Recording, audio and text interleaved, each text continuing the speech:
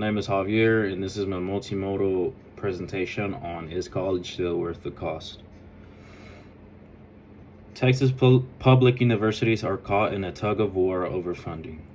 State lawmakers boast that support for higher education is at record levels high, citing recent budget surges and new investments. Yet, university leaders, students, and education advocates argue these gains barely patch long-term shortfalls.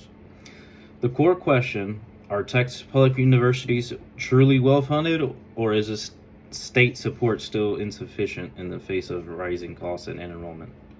A decade of declining state support. The chart above shows the state's appropriations per student plunged. The state appropriations per student plunged over the past 10-15 years as tuition revenue climbed, effectively transferring more college costs to families.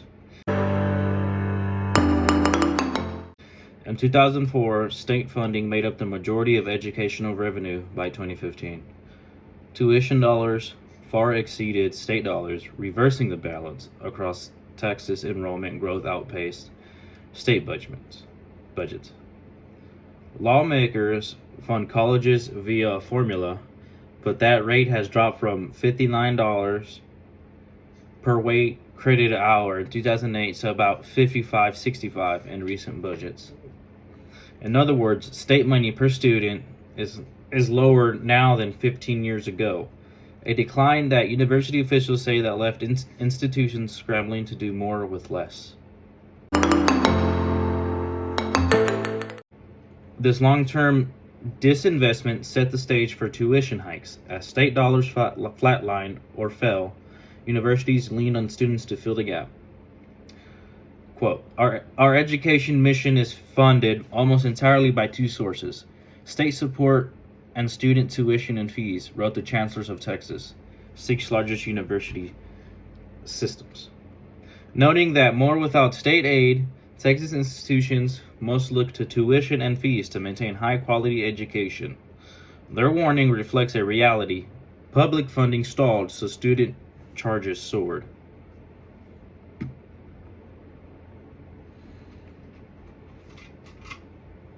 The consequences: rising tuition, debt, and campus cuts. When state funding doesn't keep up, students and campuses feel the impact. Tuition at Texas public universities jumped 27% from 2014 to 2021, far outpacing inflation and wage growth. With prices climbing, families have shouldered more debt. Over 52% of Texas college graduates in 2020 had student loans, owing about $26,000 on average. This is up significantly from a decade prior, a trend mirrored by the rise in tuition. Universities, once affordable gateways, have become heavier burdens on household finances. As one lawmaker observed, quote, "We are pricing the average family out of college education in the state of Texas." Notably, Texas deregulated tuition in 2003, allowing universities to set prices since then. Costs have more than doubled. Higher tuition without commensurate aid means more students work long hours, take on loads, or even stop short of a degree, feeding into Texas below average college completion rate of 59% versus the U.S. average of 63%. Inefficient funding also erodes what universities can offer. Campus leaders say underfunding forces painful trade-offs, larger class sizes, unfilled faculty lines, and cuts to student services. University of Houston chancellor warned that without enough state dollars, universities face larger class sizes, fewer professors, fewer course selections, and the outcomes that would only worsen faculty burnout and hinder student success. This isn't just hypocritical. In 2023, Texas A&M University Kingsville had to cut 68 positions to close a $9 million budget shortfall. After years of enrollment dips and rising costs, students in Kingsville voiced alarm at losing advisors, IT staff, and support personnel. With people being let go, more and more work is being piled on those who remain, which means fewer people to help students. One senior has said. University officials insisted they relied resources to protect instruction. But even so, the strain on remaining staff and services is evident. These examples show the human side of underfunding when state investment falls short. Students pay more and often get less.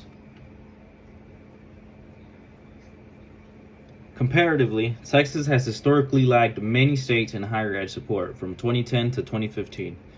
Texas ranked last in the nation for growth in total revenue per college student. According to the State Higher Education Executive Officers Association, in that period, booming enrollment and lean budgets meant Texas saw essentially no increase in combined state funding and tuition revenue, whereas other states caught up post-recession. Even today, Texas isn't exactly a big spender per student, according to the latest SHE report. Texas total education revenue per student, state plus tuition, in FY 2024 was roughly 99% of the U.S. average. About average, despite Texas' enormous economic growth and surplus in raw dollars, states like Wyoming or North Carolina often invest more per student thanks to smaller populations. Texas, by contrast, has leaned on its ability to draw tuition dollars and federal aid. The result, the state's share of college funding is relatively low. Education advocates note that when adjusted for inflation, Texas is still spending less per student than it did 10 to 20 years ago. Even if the total dollars are higher, in short, other states have been reinvesting in public colleges, while Texas is only beginning to climb out of a funding trough.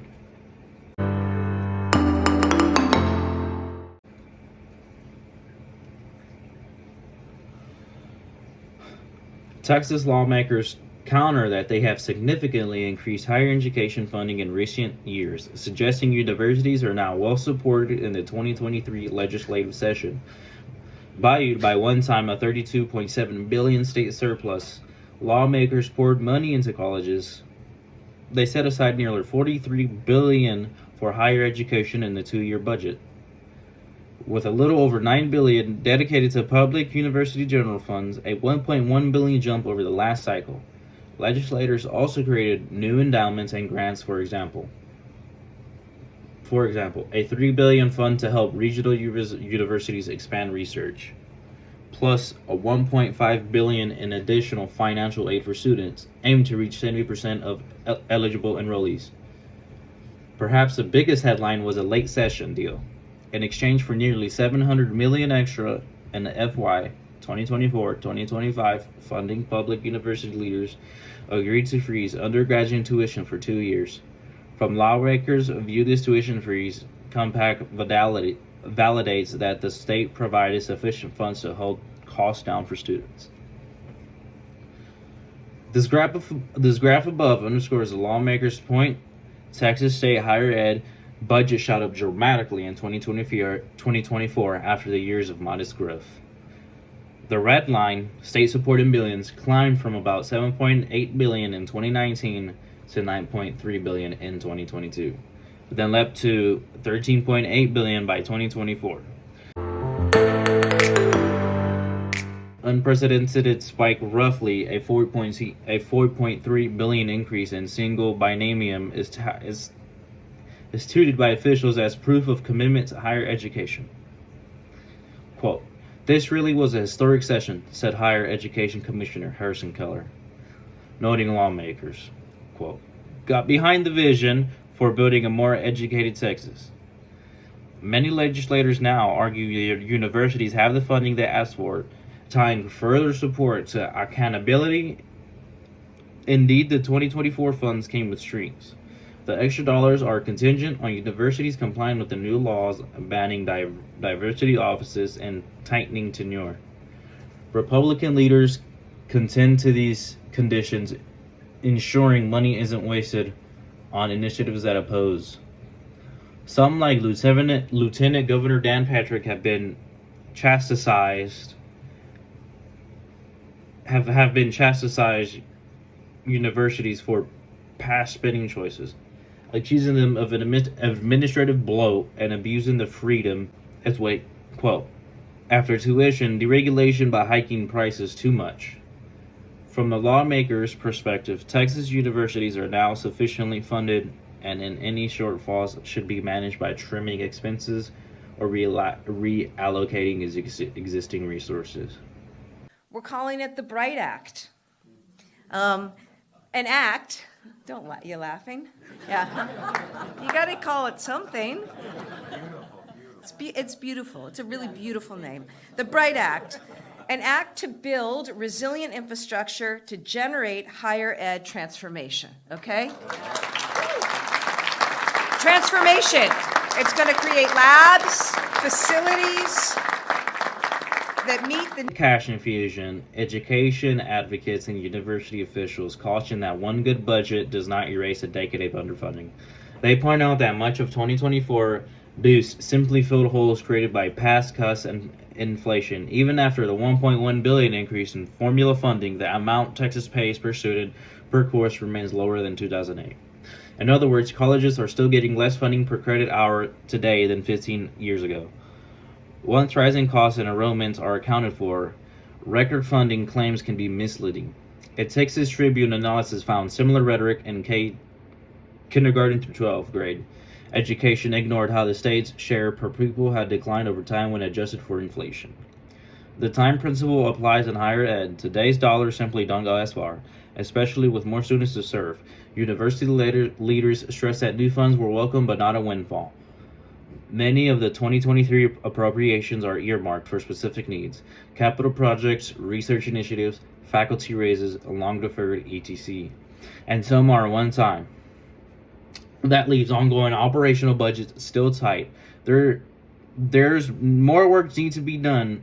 Adequate continued funding, quote, Commissioner Keller noted, emphasizing Texas' long-term goal to vastly increase the number of college-educated workers by 2023. To hit those targets, stable, sustained funding growth will be necessary beyond a single biennium.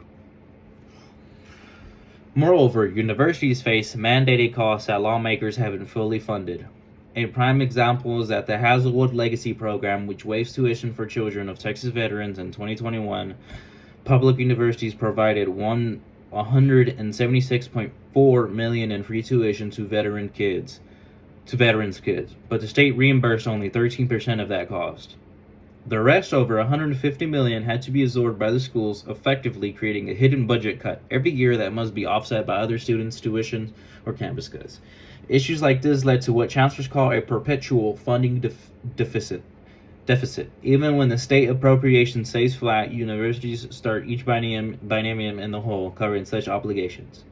Advocates argue that lawmakers have not truly funded higher education until these gaps are closed and formula funds increase at least at the rate of inflation and enrollment. University and student representatives also refute the notation that campuses have plenty of fat to trim. They note that public universities have implemented efficiency measures over the lean years. For instance, the UT System Board froze tuition increases for several years in the 2010s and reallocated funds to cover shortfalls. By 2022, many institutions were at a breaking point. A fact obscured by a temporary federal COVID-19 aid that injected money, but only for major emergency uses. It's not the same as reoccurring appropriations for the lifeblood of what we do, quoted, explained Sandra Woodley, president of UT Bourbon Basin. Sustainable state funding is needed for core expenses like hiring faculty, maintaining faculties, and supporting students day to day. Advocates therefore urge state leaders to view the 2023 budget boost not as one-off fix, but as the first step in larger reinvestment. If Texas is to build a talent-strong Texas for its booming economy, consistent funding increases and smart investments in financial aid, faculty recruitment, student support services must continue. To drive home the realities behind the numbers, here are some quotes from some of the first-hand perspectives from Texas public university officials and students.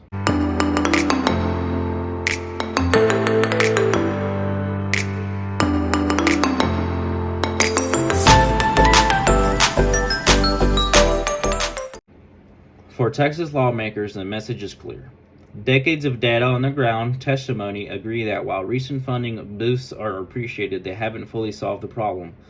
State funding per student remains below historic levels. Tuition and debt have climbed undoubtedly, and many universities still struggle to hire enough faculty or support staff to serve growing enrollments. Texas has grand ambitions for becoming a microchip research hub to close the workforce gaps that rely on robust public universities. Ensuring those institutions are adequately funded is not an expense but an investment in Texas' future. Lawmakers are urged to continue reinvesting in higher education, fund the formulas at levels that truly account for inflation and growth, fully cover state mandated tuitions, exemptions, and bolster financial aid so that every qualified Texan can afford college without crushing debt. The evidence shows that when the state steps up, universities can increase tuition, expand capacity, and fuel economic growth. But if state support stagnates or comes with counterproductive constraints, the progress will stall, and students will once again hear the brunt in sum. Texas must prioritize stable, sufficient funding for its public universities, less short-term savings, undermine the long-term prosperity and innovation that higher education drives. It's led to lesson encapsulated in one more plea from campus. Quoted, "We should all be underfunding our future because the students in those lecture halls are the future of Texas." Quoted.